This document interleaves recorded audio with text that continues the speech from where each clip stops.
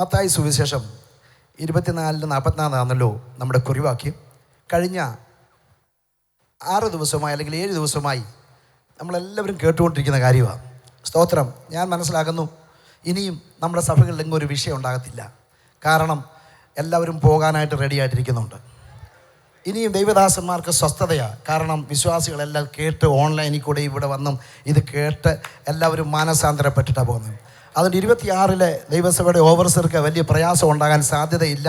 അത് മനസ്സിലാക്കി തന്നെയായിരിക്കും കർത്താവ് ഈ ദൂത് അവൻ കൊടുക്കുവാനായിട്ട് ഇടയായിത്തീർന്നു. എല്ലാവരും മാനസാന്തരപ്പെട്ടിട്ടാണ് പോകുന്നത്. സ്തോത്രം. എല്ലാവരും കൈയടിച്ചിട്ടുണ്ട്, എല്ലാവരും സ്തോത്രം പറഞ്ഞിട്ടുണ്ട്, എല്ലാവരും ഏറ്റെടുത്തിട്ടുണ്ട്. അതൊരു വലിയ അനുഗ്രഹമായി തീർന്നു ഞാൻ വിശ്വസിക്കുക. നമ്മളെല്ലാവരും ഏത് കാര്യത്തിനും ഒരു പ്രിപ്പറേഷനുണ്ട്, ഒരുക്കമുണ്ട്.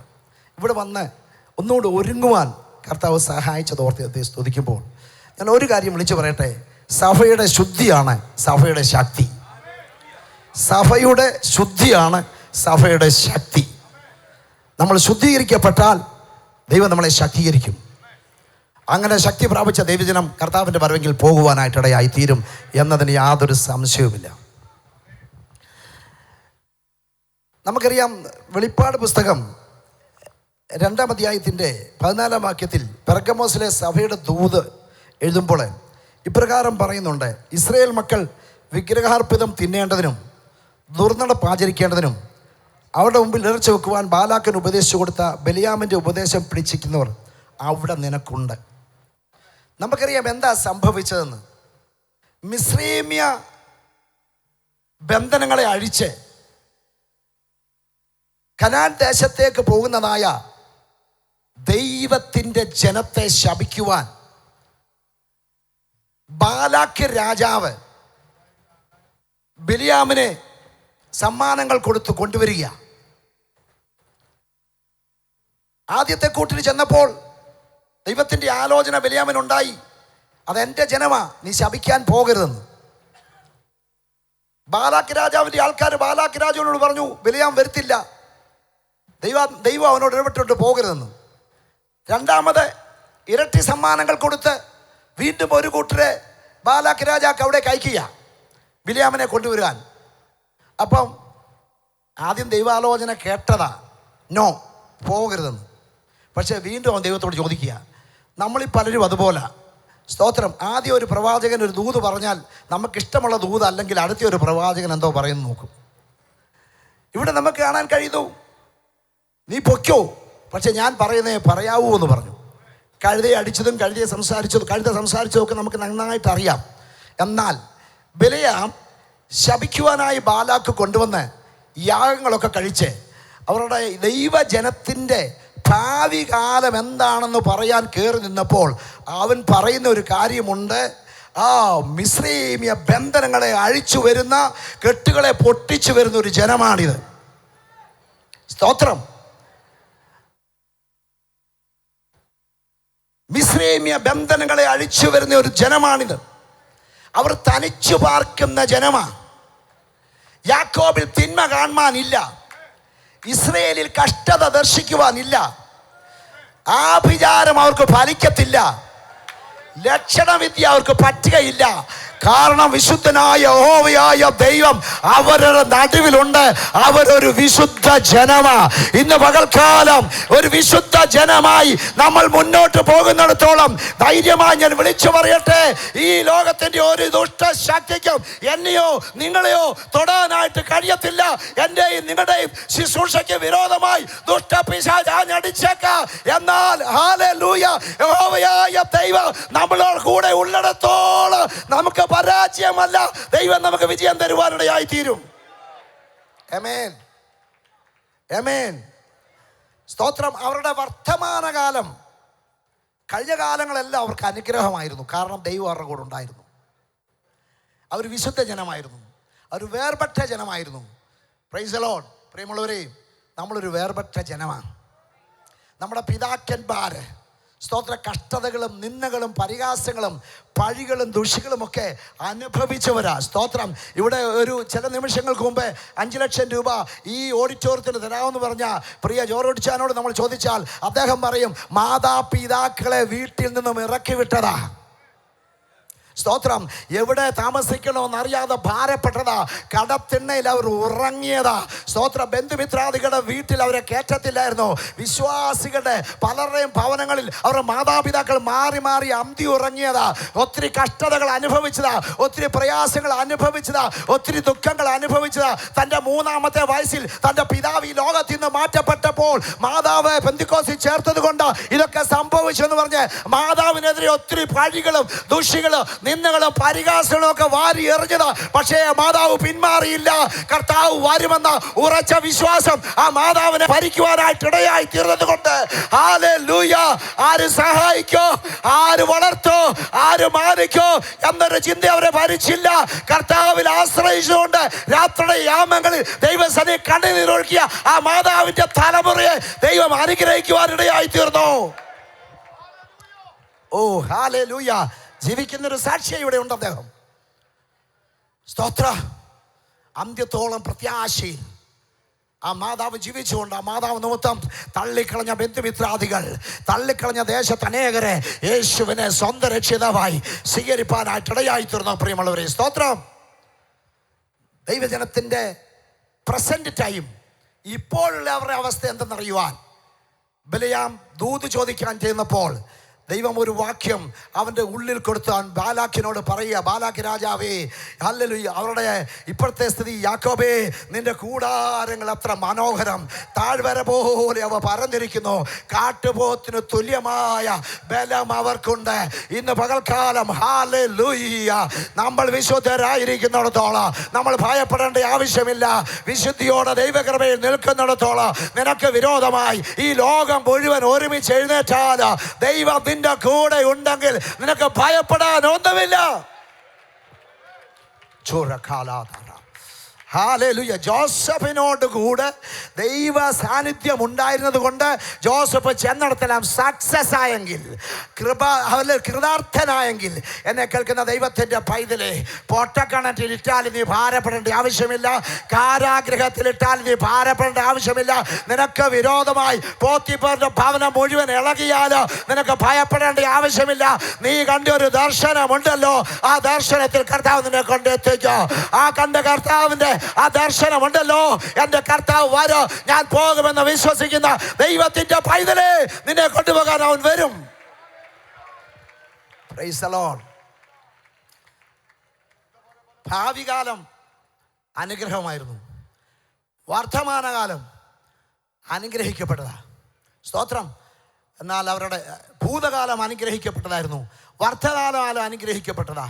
എന്നാൽ അവരുടെ ഫ്യൂച്ചർ എന്താണെന്ന് അറിയുവാൻ ബാലാക്ക് പറഞ്ഞു, നീ അനുഗ്രഹിക്കുകയും വേണ്ട, നീ ശപിക്കുകയും വേണ്ട, നീ അങ്ങ് പോയാൽ മതി എന്നൊക്കെ പറഞ്ഞു. എന്നാൽ ഞാൻ അവരുടെ ഭാവി എന്തായിത്തീരുമെന്ന് നോക്കാമെന്ന് പറഞ്ഞപ്പോൾ അവിടെ എഴുതിയിരിക്കുകയാ, സ്തോത്ര, യാക്കോബിൽ നിന്നൊരു നക്ഷത്രം ഉദിക്കാൻ പോകുകയാ. ഹല്ലേലൂയ. ഇസ്രായേലിൽ നിന്നൊരു ചെങ്കോൽ ഉയരാൻ പോകുകയാ. ദൈവത്തിൻ്റെ പൈതലെ, വിശുദ്ധിയോടെ വേർപാടോടെ നീ ജീവിക്കുന്നിടത്തോളം നിന്നോടുകൂടെ നിന്റെ ദൈവമുണ്ട്.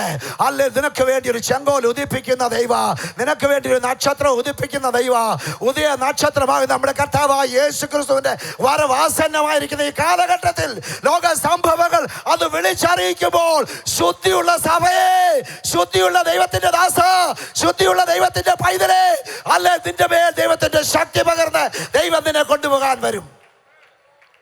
സ്തോത്രം. Price the Lord. ബാലാക്ക് രാജാവിന് ആകെ ഭാരമായി, ആകെ പ്രയാസമായി. ശപിക്കാൻ കൊണ്ടുവന്നവൻ അനുഗ്രഹിക്കുകയായിരുന്നു. ശപിക്കാൻ കൊണ്ടുവന്നവൻ അനുഗ്രഹിക്കുകയായിരുന്നു. ഒരു പുര നിറച്ച് വെള്ളിയോ പൊന്നോ തന്നാലും ഞാൻ അവരെ ശപിക്കത്തില്ല എന്ന് പറഞ്ഞ ബിലെയാം പോകാൻ നേരം ബാലാക്ക് രാജാവിൻ്റെ ചെവിയിൽ ഒരു ചെറിയ മന്ത്രം ഓതി കൊടുത്തു. ആ മന്ത്രം എന്ന് ചോദിച്ചാൽ വിഗ്രഹാർപ്പിതം തിന്നാൻ എന്ന് പറഞ്ഞാൽ വേർപാട് വിട്ടുകളയുവാൻ, വിശുദ്ധി വിട്ടുകളയുവാൻ, വിഗ്രഹാർപ്പിതം തിന്നേണ്ടതിനും ദുർമാർഗം ചെയ്യേണ്ടതിനും ഇസ്രായേൽ ജനത്തിൻ്റെ മേൽ ഇടർച്ച വെപ്പാൻ ഉപദേശിച്ചു കൊടുത്ത ബിലെയാമിൻ്റെ ഉപദേശം പിടിച്ചവർ പെർഗമോസിലുണ്ടെന്ന്. സ്തോത്രം. അത്രയും നാളും വിശുദ്ധിയോടെ ജീവിച്ച ദൈവത്തിൻ്റെ ജനത്തിൻ്റെ നടുവിൽ ദൈവമുണ്ടായിരുന്നു, അവർക്ക് അനുഗ്രഹമായിരുന്നു. ലോകം എന്ത് പറയട്ടെ പ്രിയമുള്ളവരെ, നമ്മുടെ കൂടെ ദൈവം ഉണ്ടെങ്കിൽ നമുക്ക് ഭയപ്പെടാനൊന്നുമില്ല. ലോകം നമ്മളെ പഴിക്കട്ടെ, ദുഷിക്കട്ടെ, പരിഹസിക്കട്ടെ, പക്ഷേ നിനക്കൊരു താഴ്ച ഉണ്ടാകുന്നുണ്ടോ? ഇല്ലല്ലോ. നിനക്കൊരു ഉയർച്ചയല്ലേ? നിനക്ക് നന്മയല്ലേ? നിനക്ക് സന്തോഷമല്ലേ? നിനക്ക് സമൃദ്ധിയല്ലേ? നിന്റെ മേൽ ദൈവകൃപയുണ്ടല്ലോ. കർത്താവിൻ്റെ വരവിനുള്ള പ്രത്യാശ നിന്നെ ഭരിക്കുന്നുണ്ടല്ലോ. നീ എന്തിനാ ഭയപ്പെടുന്നേ? എന്നാൽ ഒരു കാര്യം ഉറപ്പിച്ചോണം, നിന്റെ ജീവിതത്തിൽ എന്തെങ്കിലും അപാകത ഉണ്ടെങ്കിൽ ദൈവം നിന്നെ കൈവിടും. നിന്റെ ജീവിതത്തിൽ പരാജയമുണ്ടെങ്കിൽ ദൈവം നിന്നെ കൈവിടും. ദുർമാർഗമുണ്ടെങ്കിൽ ദൈവം നിന്നെ കൈവിടും. അശുദ്ധി ഉണ്ടെങ്കിൽ ദൈവം നിന്നെ കൈവിടും.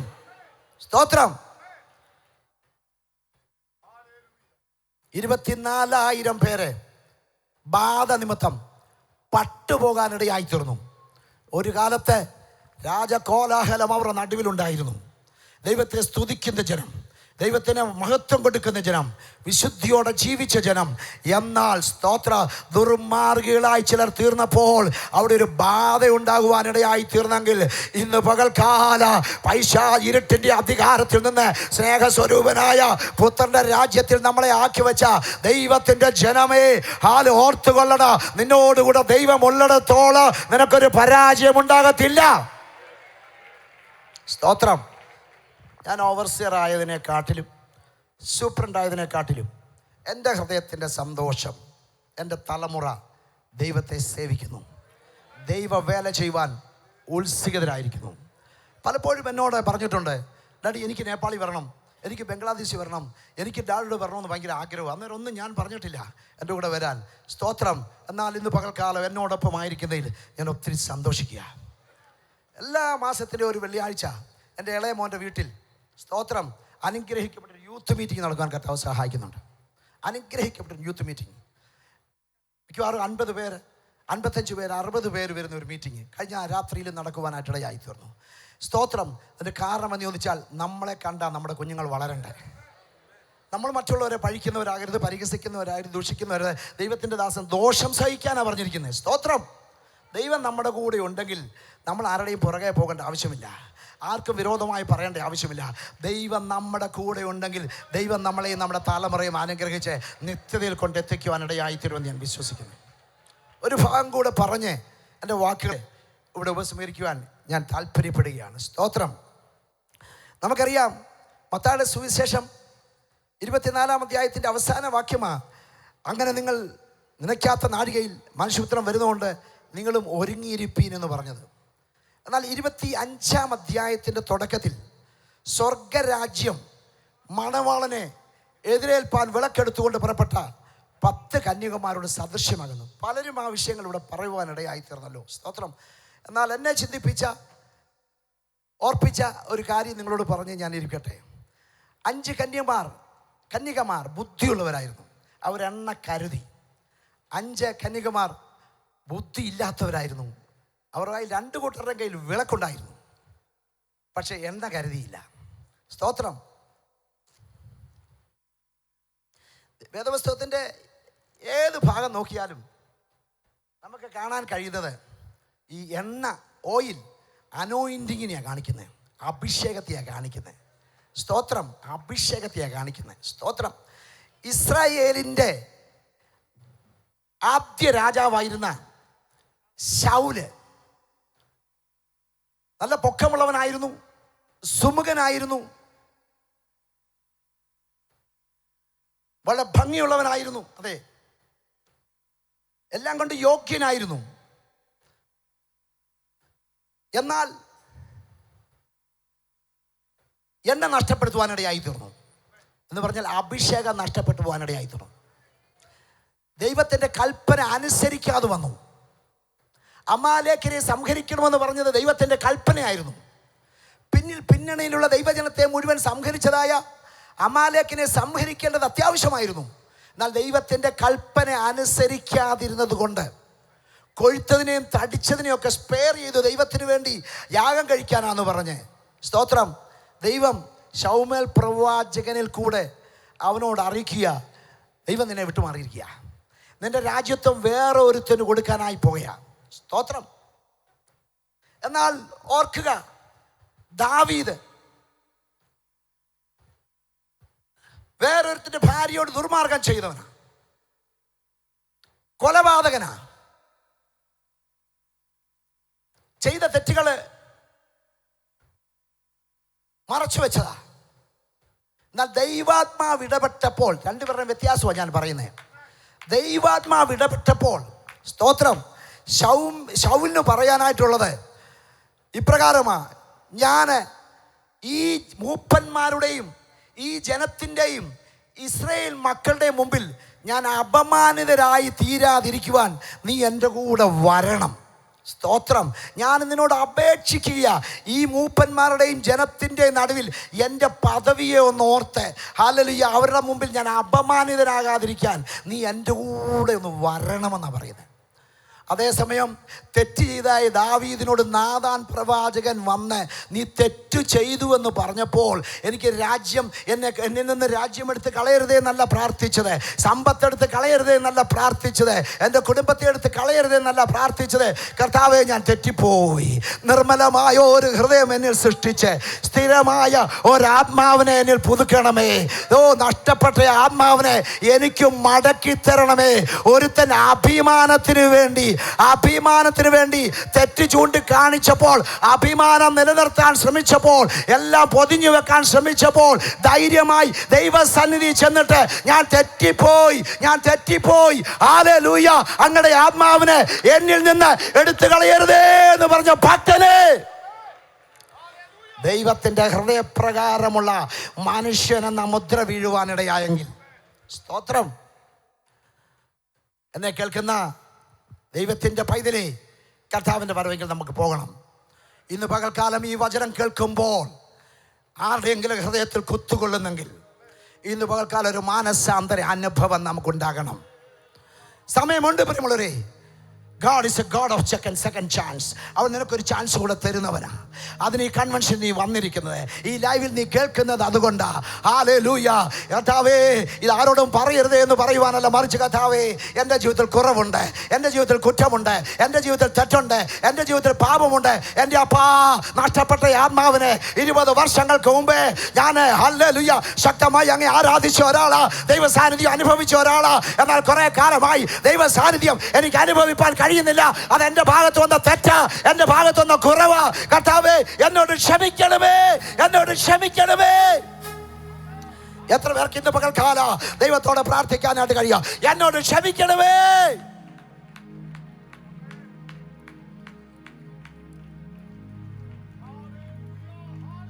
പ്രായം ചെന്ന ഒരു മനുഷ്യൻ, ഒരുപക്ഷെ 80 വയസ്സായി കാണും, കരിന്തിരി മാത്രം കത്തുമ്പോൾ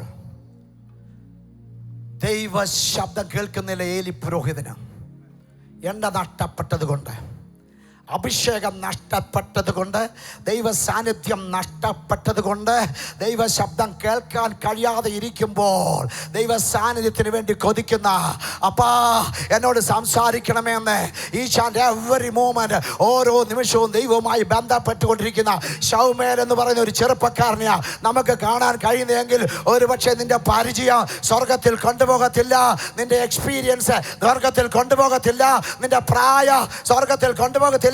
നീ 3-ാം തലമുറയോ 5-ാം തലമുറയോ 2-ാം തലമുറയോ എന്ന് പറഞ്ഞാൽ സ്വർഗത്തിൽ എത്താനായിട്ട് കഴിയത്തില്ല. സ്വർഗത്തിൽ എത്തണമെങ്കിൽ ഈ അഭിഷേകം നിന്റെ മേൽ വ്യാപരിക്കുവാനിടയായി തീരണം. ഈ അഭിഷേകം നിന്റെ മേൽ വ്യാപരിക്കണമെങ്കിൽ നീ ശുദ്ധിയുള്ളവനായി തീരണം. നിന്റെ ഹൃദയത്തില് കർത്താവേ, ഓ ശബബ രാജ ശാദാര ഹതരാദനായ, ഓ മുമ്പിലത്തെ നടപ്പ് സംബന്ധിച്ച് ചതിമോഹങ്ങളാൽ വഷളായി പോകുന്ന പഴയ മനുഷ്യനെ ഉപേക്ഷിച്ച് സത്യത്തിന്റെ ഫലമായ നീതിയിലും വിശുദ്ധിയിലും ദൈവാനുരൂപമായി സൃഷ്ടിക്കപ്പെട്ട പുതു മനുഷ്യരാകുന്ന യേശു ക്രിസ്തു സദാസമയവും നമ്മളോട് കൂടെ വാഴട്ടെ. ഓ ഹല്ലേലൂയ. നിങ്ങളുടെ ഹൃദയത്തിൽ കയ്പുള്ള ഈർഷ്യവും ശാഠ്യവും ഉണ്ടെങ്കിൽ അത് ഉയരത്തിൽ നിന്ന് വരുന്ന അഭിഷേകത്തിന്റെ ശക്തിയല്ല, അത് ഉയരത്തിൽ നിന്ന് വരുന്ന ജ്ഞാനമല്ല, അത് ലൗകികമാ, അത് പൈശാചികമാ, അത് ജഡീകമാ. ഓ ഹല്ലേലൂയ. 7 ദിവസമാ ദൈവത്തിന്റെ വചനം കേട്ട ദൈവത്തിന്റെ പൈതലേ, നിങ്ങളുടെ ഹൃദയത്തിൽ കയ്പുള്ള ഈർഷ്യ, ശാഠ്യം, അത് ഉയരത്തിൽ നിന്ന് വരുന്നതല്ല.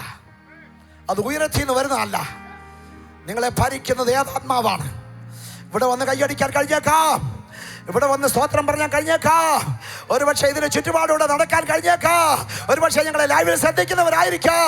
നിങ്ങളുടെ ഹൃദയത്തിൽ ദൈവത്തിന്റെ പരിശുദ്ധാത്മാവാണോ വസിക്കുന്നത്? ദൈവത്തിന്റെ പരിശുദ്ധാത്മാവ് വസിക്കുന്ന ദൈവത്തിന്റെ പൈതലേ,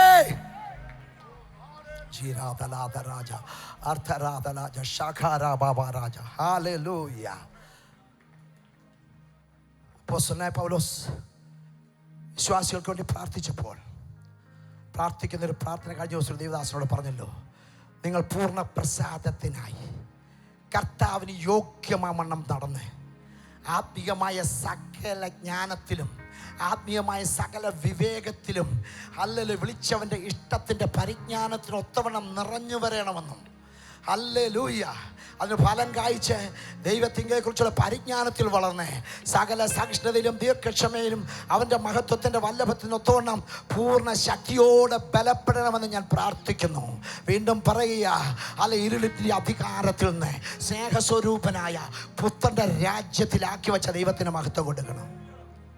സ്തോത്ര. എന്നെ കേൾക്കുന്ന ദൈവസഭയിലെ സഹോദരി സഹോദരന്മാരെ, എന്നെ സ്നേഹിക്കുന്ന കർത്താവിൻ്റെ ദാസന്മാരെ, നമ്മളെല്ലാവരും സ്വർഗത്തിൽ ചെല്ലും. നമ്മളെല്ലാവരും സ്വർഗത്തിൽ ചെല്ലണം. സമയം നമ്മൾ അറിയുന്നില്ല, കാലം നമ്മൾ അറിയുന്നില്ല. 2026 ജാനുവരി മാസം 25-ാം തീയതി ചർച്ച് ഓഫ് ഗോഡിൻ്റെ 103ാമത് കൺവെൻഷൻ ഇവിടെ നടക്കുമ്പോൾ ഒരു മാനസാന്തരത്തോടെ നമുക്ക് പോകണം. കർത്താവിൻ്റെ വരവിൽ എനിക്ക് പോകണമെന്ന വിശ്വാസത്തോടെ പോകുവാനായിട്ടിടയായി തീരണം. ഹല്ലേലൂയ. കഴിഞ്ഞ ദിവസങ്ങൾ ഓർപ്പിച്ചല്ലോ, നമുക്ക് ഈ ഭാരതത്തിൽ പ്രയാസങ്ങളുണ്ടാകും, നമുക്ക് പ്രശ്നങ്ങളുണ്ടാകും. ഭാരതത്തിൻ്റെ ചുറ്റുപാടുള്ള രാജ്യങ്ങളൊക്കെ നമ്മൾ അത് അനുഭവിക്കുന്നുണ്ട്. പക്ഷേ ജീവിക്കുന്ന ദൈവത്തിൻ്റെ ദാസന്മാരുണ്ട് പ്രിയമുള്ളവരെ. ഒരുപക്ഷെ നിങ്ങൾക്കറിയായിരിക്കും, പട്രാസ് മസിയ ഫേസ്ബുക്കിൽ മറ്റും മിക്കവാറും കാണുന്ന ഒരു മനുഷ്യനാണ്. പാകിസ്ഥാനിലെ നമ്മുടെ ലീഡറാ. 400 പേര് കൂടെ അദ്ദേഹത്തിൻ്റെ സഭയിലുണ്ട്.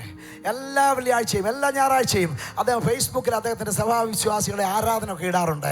ഞാൻ ആരംഭഘട്ടത്തിൽ അദ്ദേഹത്തോട് പറഞ്ഞു, പട്രാസ് മസിയ, ദിസ് ഈസ് വെരി ഡേഞ്ചറസ്, നീ അത് ചെയ്യരുതെന്ന് പറഞ്ഞപ്പോൾ അദ്ദേഹം എന്നോട് പറഞ്ഞു കേൾക്കണോ, I am sold out for Christ, I am ready to die for Christ at any time.